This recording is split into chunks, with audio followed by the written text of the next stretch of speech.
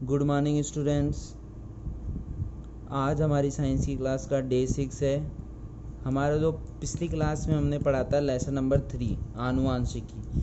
पिछली क्लास में हमने पढ़ा था आनुवांशिकी के बारे में, मतलब आनुवांशिकी परिभाषा, वंशागत किसे कहते हैं, मेंडलवाद अपन ने पढ़ा था और मेंडलवाद की पुनर्खोज पढ़ा था। आज हम पढ़ने वाले हैं कि जो मेंडल को आनुवांशिकी का जनक कहा जाता है, वो आनुवांशिकी का जनक कहा जाता है तो क्यों कहा जाता है और उसकी सफलता के पीछे क्या कारण थे। भाई एक बात बताओ, देखो परीक्षा में मान लो एक एग्ज़ाम है, उसमें सभी बच्चे अपना 100% देते हैं, कई नहीं भी देते, लेकिन बहुत सारे ऐसे बच्चे होते हैं जो शुरू से लेकर अच्छी पढ़ाई करते हैं और अच्छे नंबर भी लाते हैं। लेकिन मान लो एक एग्ज़ाम है, उसमें 1000 बच्चे बैठे, तो ये नहीं मतलब आपने ये तो नहीं देखा होगा कि 100% जो बच्चे हैं वो ही पास हो जाएं पूरे के पूरे, ऐसा तो कुछ होता नहीं है ना। तो बच्चे सफल क्यों हुए, सफल क्यों होते हैं, उसके पीछे कुछ ना कुछ तो कारण होता है। अगर वो पढ़ाई करेंगे तो ही सफल होंगे। तो उसी प्रकार जो मेंडल है, अगर वो सफल हुआ तो उसकी सफलता के पीछे भी कारण थे। तो आज हम पढ़ेंगे कि मेंडल की सफलता के कारण। क्या पढ़ेंगे आज अपन? मेंडल की सफलता के कारण। अब देखो, पहली चीज क्या थी कि उचित पादप का चयन। उचित पादप का चयन कहने का मतलब सिंपल सा इतना है कि मेंडल जब सफल हुआ तो उसके पीछे सबसे बड़ा कारण था कि उसने एक उचित पादप का चयन किया। उचित पादप का मतलब है उसने ऐसे पादप का चयन किया जिसके लिए ये जो प्रयोग किए जा रहे थे वो एकदम सही साबित हुआ। मान लो वो एक ऐसे पौधे का यूज़ करता जो मान लो एक साल में अपनी एक ही वंश को अगर प्रदर्शित कर पाता, तो उसको पता नहीं प्रयोग करने में कितने साल लग जाते। तो मेंडल ने ऐसे पादप का चयन किया कि जिसमें कम समय में अधिक संतति को बताया जा सके या प्रदर्शित किया जा सके। तो पहली चीज़ क्या है कि उसने उचित पादप का चयन किया था। दूसरा, एक ही समय में एक समय में एक ही लक्षण की वंशागति का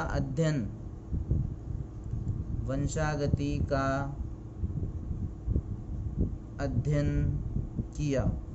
कहने का मतलब ये है कि आप लोगों ने देखा होगा कि अपन मान लो कोई काम कर रहे हैं, ठीक है, अभी मान लो अपन कोई चीज़ याद कर रहे हैं, पढ़ रहे हैं, और उसके बीच में कोई अपने सामने टीवी चला के बैठ जाए, तो क्या अपना जो पूरा ध्यान है वो उस काम पे रहेगा? अपना आधा ध्यान काम पे रहेगा, आधा ध्यान वहाँ रहेगा। तो ना वो हम चीज़ सीख पाएंगे, ना हम जो पढ़ रहे हैं वो सीख पाएंगे।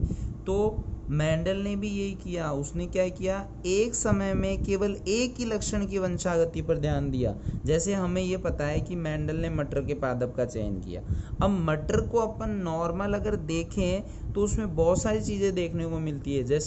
जैसे जो मटर होता है वो किस आकृति का है, मतलब गोलाकार है, झुर्रीदार है, या फिर उसके रंग का पता लगता है। तो ये क्या है, उसके लक्षण है। लेकिन जो मेंडल ने क्या किया, एक समय में एक ही लक्षण की वंशानुगति का अध्ययन किया। भाई सबको नहीं कि देखा, एक समय में एक ही लक्षण का वंशानुगति का अध्ययन किया। तीसरा क्या है कि सभी परिणामों का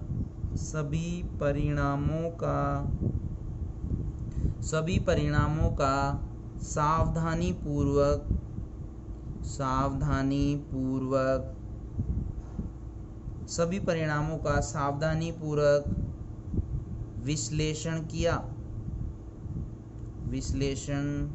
किया। ठीक है। अब ये मेन जो कारण थे, ये मुख्यतः 3 ही कारण थे कि मेंडल की सफलता के कारण। इसका नेक्स्ट टॉपिक है अपने पास मटर के पादप का चयन। ये जो टॉपिक है ये मोस्ट इम्पोर्टेंट टॉपिक है, बिकॉज ये बार बार एग्जाम में पूछा जा चुका है।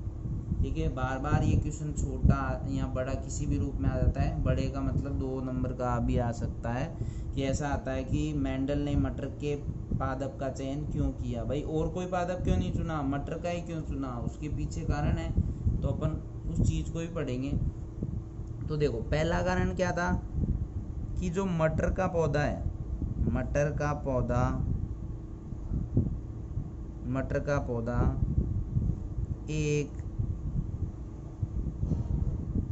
एक वर्षीय पादप था। क्या था? 1 वर्षीय पादप था, अर्थात कम समय में अधिक पीढ़ियों का अध्ययन किया, अधिक पीढ़ियों का अध्ययन किया जाता था। कहने का मतलब सिंपल सा ये है कि जो मटर का पौधा था वो क्या था, 1 वर्षीय पादप था, मतलब 1 साल में वो अपनी अनेक पीढ़ियों को दर्शा सकता था। दूसरा चीज क्या है, मटर का पौधा द्विलिंगी पादप व स्वपरागण का गुण रखता है।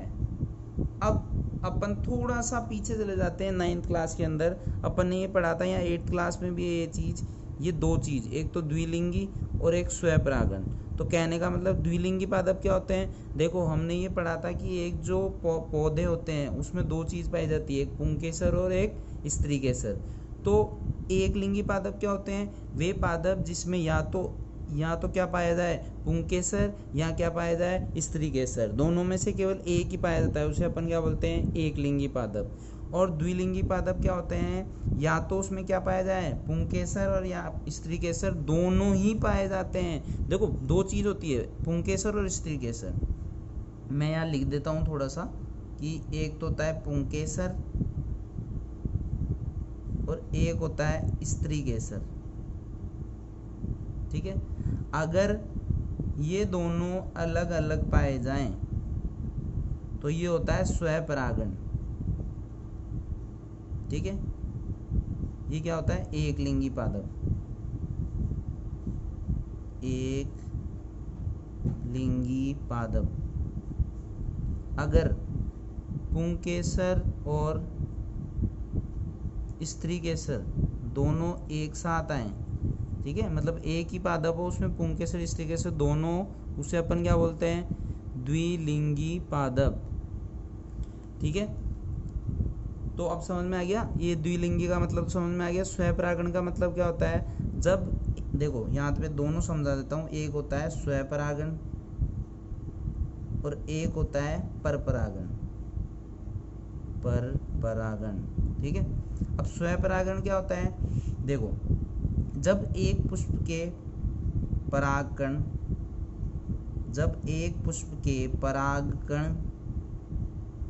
उसी पुष्प की वर्तिकाग्र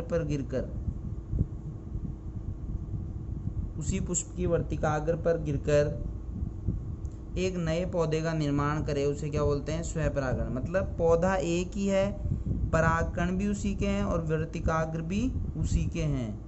ये दोनों क्या होने चाहिए, एक ही पादप के अगर हो तो उसे क्या बोलते हैं, स्वपरागण। यदि परागकण और वर्तिकाग्र दोनों अलग अलग पादप के हो, मतलब एक पुष्प के परागकण दूसरे पुष्प की वर्तिकाग्र पर गिरकर एक नए पौधे का निर्माण करे, उसे अपन क्या बोलते हैं, परपरागण। पर मतलब दूसरे पर। ठीक है, तो ये क्या होते हैं, अलग अलग पादप के। ठीक है, ये अपन ने समझ लिया। देखो ये अपन ने यहाँ पे क्या स्टार लगा देते हैं, ये नोट है, मतलब एक लिंगी पादप समझ में आ गया, द्विलिंगी आ गया, यहाँ से अपने पास परागकण आ गया और स्वपरागण आ गया और परपरागण आ गया। ठीक है, ये स्वपरागण, ये परपरागण। ठीक है, उसके बाद में हम चलते हैं आगे। अभी दो टॉपिक कंप्लीट हुए हैं। उसके बाद में तीसरा क्या था कि देखो पहली चीज तो अपन ने बताया था, जो मटर का पौधा होता है द्विलिंगी पादप होता है और उसमें स्वपरागण के गुण पाए जाते हैं। अगर स्वपरागण के गुण नहीं पाए जाते, कहने का मतलब है मान लो कोई पौधा ऐसा है जिसमें स्वपरागण का गुण नहीं पाया जा रहा, कहने का मतलब है एक परागकण उसी पुष्प की वर्तिकाग्र पर गिरकर अगर एक नए पौधे का निर्माण नहीं करा रहा, तो फिर क्या किया जाता है, कृत्रिम विधि द्वारा। कृत्रिम विधि कौन सी है, विपुंसन विधि। कौन सी विधि है, विपुंसन विधि। ये क्या है, कृत्रिम विधि। कृत्रिम विधि, कृत्रिम विधि का मतलब तो सब जानते ही हैं। कृत्रिम विधि का मतलब मानव द्वारा निर्मित है, ठीक है, ठीक है, अपने आप नहीं हो रही, मानव द्वारा निर्मित है। तो विपुंसन विधि मतलब कृत्रिम विधि के द्वारा क्या कराया जाता था, फिर पर परागण कराया जाता है, पर परागण कराया जाता है, ठीक है। चौथा अपने पास क्या है कि मटर का पौधा अपने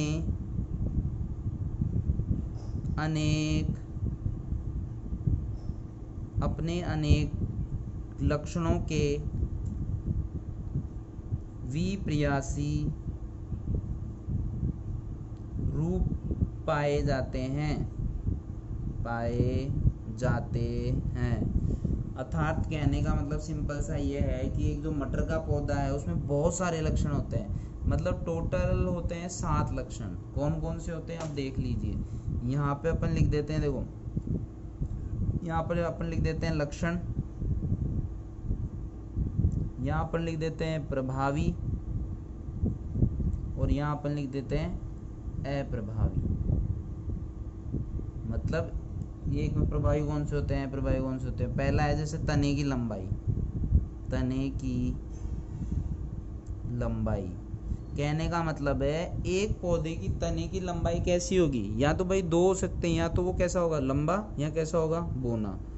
तो या तो कैसा होगा लंबा और यहाँ कैसा होगा बोना, बस यही तो हो सकते हैं। जैसे मनुष्य है तो मनुष्य की तो अलग बात होती है भाई, कोई लंबा भी होता है, कोई बोना भी होता है, लेकिन कोई सामान्य भी होता है, नॉर्मल भी होता है। लेकिन पौधे में तो दो ही होंगे, या तो वो छोटा होगा या कैसा होगा बड़ा, सामान्य तो हो नहीं सकता, ठीक है। दूसरी चीज़ क्या है, पुष्पों की स्थिति। पुष्पों की स्थिति का मतलब क्या है, या तो वो कैसे होंगे कक्षीय। कक्षीय का मतलब है कि एक कक्ष के रूप में, मतलब एक जगह पर ही होंगे, और एक क्या होंगे अग्रस्त। अग्रस्त का मतलब होता है आगे की ओर निकले हुए, ठीक है। यहाँ तो पूरे एक बंधे हुए, जैसे अपन अलग अलग फूल देखते हैं, कई फूल क्या होते हैं एक जगह बंधे हुए रहते हैं और कई एकदम बिखरे हुए रहते हैं, ठीक है। तीसरा क्या है, पुष्पों का रंग। रंग का मतलब है कलर, उसका कलर या तो कैसा होगा, एक बात बताओ, अपन मटर खाते हैं तो कलर उसमें दो कौन से निकलते हैं, दो निकलते हैं भाई। कभी कभी जैसे मान लो कई पक जाते हैं, ऐसे हो जाते हैं, तो या तो कैसा निकलेगा हरा, या कैसा निकलेगा पीला, ठीक है। चौथा कौन सा है, फली का रूप। या तो कैसी होगी, अब अपन ने मटर खाए खूब, तो अपन ने क्या देखा है उसके अंदर, या तो कैसा होता है एकदम फूला हुआ, या कैसा होता है एकदम संकीर्ण। तो अपन क्या लिखेंगे, या तो कैसी होगी फूली हुई, या कैसी होगी संकीर्ण, ठीक है। उसके बाद अगला है, देखो फली का रंग। इसमें भी वो का वही होता है, फली का रंग। फली के रंग में भी वही है, या तो कैसा होगी फली की रंग हरा होगा, या कैसा होगा पीला होगा। अब उसके बाद क्या है, बीज की आकृति। बीज की आकृति क्या होगी, बीज की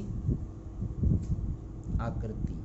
तो बीज की आकृति कैसी होती है, या तो गोल होगी, या कैसी होगी झुर्रीदार, या तो गोलाकार होगी, या कैसी होगी झुर्रीदार, ठीक है, झुर्रीदार। और लास्ट कौन सा है अपने पास, बीज का रंग। बीज का रंग वही हो गया हरा और पीला, ठीक है, ये हो गया। अब इसके बाद अपने आते हैं अपन मेंडल की पुनर्खोज कल पढ़ चुके थे। उसके बाद है आनुवांशिक शब्दावली। ठीक है, ये जो आनुवांशिक शब्दावली है इसमें टोटल 20 मतलब आनुवांशिक शब्दावली का मतलब इस चैप्टर में जितने भी नाम आते हैं, जितने भी नाम जैसे अभी अपन ने पढ़े कि जैसे आनुवांशिकी, स्वपरागण, है ना, समयुग्मजी, विषमयुग्मजी, जीन, प्रभावी लक्षण, अप्रभावी लक्षण, तो ये जितनी भी उनकी सबकी परिभाषाएं कल हम लाइन से एक एक एक एक एक एक करते हुए और उनको समझते हुए चलेंगे। ठीक है, आज की क्लास यहीं ख़त्म। Thank you.